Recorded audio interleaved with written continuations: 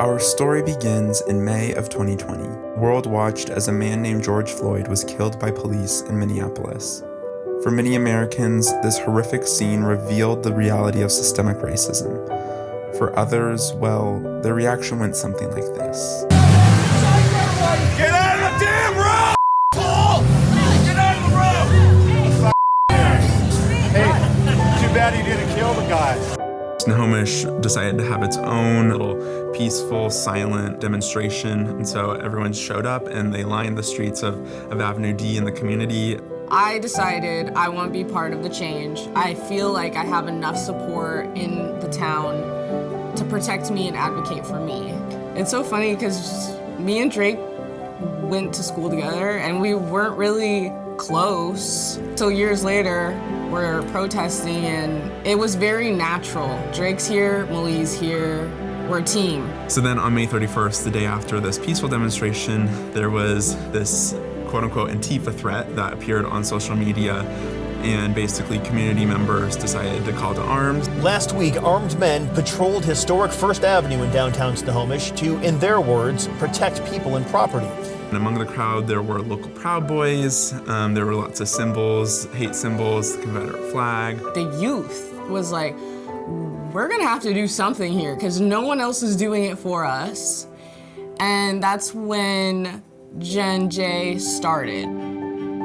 I really believe that it inspired tons of people just seeing us out there every day. And there were people that would drive by with their Blue Lives Matter flags or Confederate flags. One time, this truck tried to run us over on a curb. Drake knew a lot of the people that were involved in the events, and I had more of the experience in making a video in that sort, or a film, so we kind of combined our skill set. Why were they allowed to come into town? Well, why would we have the right to make them leave is the real question. There were just leaders that were just not coming to the table and actually having these hard conversations. We really wanted to get the people in power to be on the right side of history. And we didn't know if we could, but we tried. We really wanted people to support everyone and uplift everyone and show some compassion and empathy, especially during 2020. With protests, is like you want to have your voice heard and you're voicing that to more people. And I feel like in this digital age, it's almost not enough to just speak. So we premiered the film in October of 2021, which was like a month before our local election. Most of the city council members that, during the process of Generation Justice and the film were very much kind of antagonizing our intent and misconstruing who we were and why we were doing the work we were doing. They all ended up losing their elections. Now there's a new mayor for Snohomish, and it's Linda Redmond.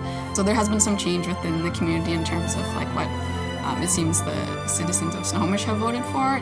We were finding a lot of allies in unexpected places. We had lots of teachers, and that really, really, really meant a lot to me. I think what I want the world to know about Generation Justice is that we were all young people that had just gone through or were currently in the public education system in our community.